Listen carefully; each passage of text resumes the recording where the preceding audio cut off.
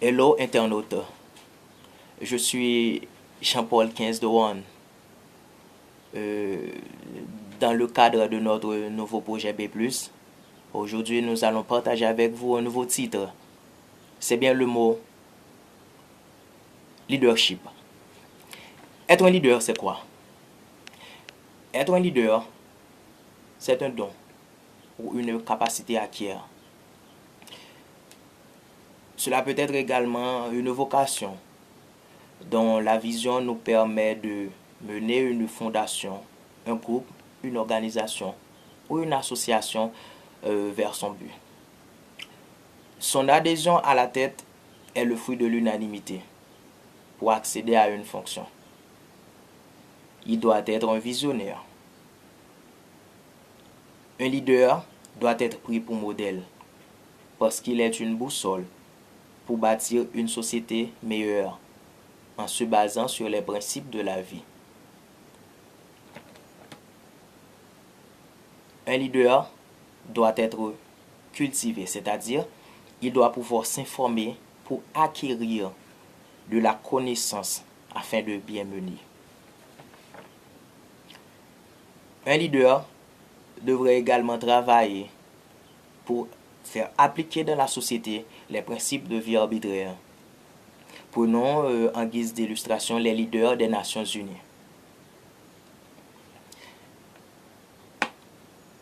Comme fonction, un leader doit être très résolu dans ses fonctions.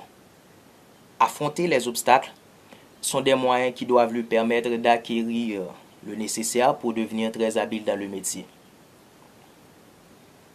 Cependant, un leader doit éviter les abus de pouvoir, car cela risquerait de provoquer des plaintes. C'est pourquoi il doit pouvoir prendre le recul approprié dans le cadre de son travail pour bâtir une société équilibrée. Un leader ne dirige pas également selon ses caprices. Il doit faire preuve d'humilité envers ses hiérarchies et éprouver un grand intérêt quant à l'application des lois. Donc, comme nous venons de le lire, que un leader, c'est un don, c'est-à-dire une capacité dont nous sommes nés avec. Cela peut être également une capacité acquise, c'est-à-dire un apprentissage durant notre vie. Et cela peut être une vocation. Mais doté de notre vision, nous allons être en mesure de bien mener. Qu'il s'agisse d'une organisation ou qu'il s'agisse d'une fondation, un groupe, une organisation, une association vers son but. Un leader doit être très résolu dans ses choix, dans ses décisions. Lorsque je dis très résolu, c'est-à-dire que nous admettons qu'un leader peut faire des erreurs. Mais lorsque le leader a fait un choix et sait que c'est le meilleur choix, le choix approprié, il doit pouvoir se tenir ferme là-dessus, c'est-à-dire travailler jusqu'à achever son but, son rêve. Et nous savons également qu'un leader, comme nous venons de le lire, un leader doit éviter les abus de pouvoir. Qu'est-ce que nous entendons par là? C'est-à-dire que, oui, vous êtes le leader, ok, c'est vous qui menez, mais cela ne veut pas dire que vous devez abuser des gens, de la société.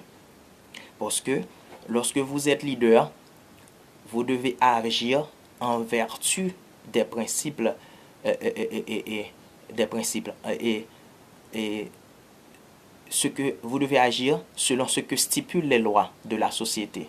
Et c'est-à-dire vous n'agissez pas comme bon vous semble. C'est pourquoi nous disons que dans ce genre de lorsque vous êtes leader, vous devez faire attention à la façon dont vous menez. Parce que sinon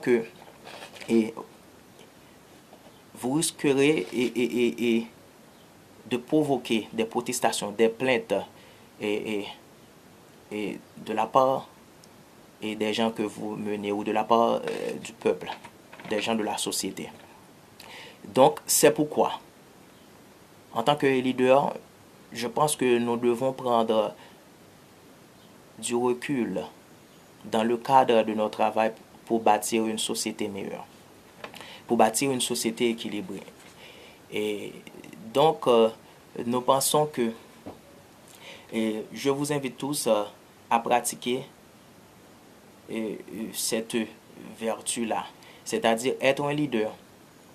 Par exemple, vous devez commencer par avoir un modèle. Par exemple, c'est pas, par exemple, nous pouvons prendre comme modèle les leaders des pays, des nations, par exemple les leaders des gouvernements, les légendes qui ont fait l'histoire. Nous pouvons comprendre comme modèle les leaders des Nations Unies. Et donc, et peu importe votre âge, que vous soyez des personnes âgées, que vous soyez jeune ou des personnes âgées, que vous soyez un enfant, nous pouvons tous refléter un modèle.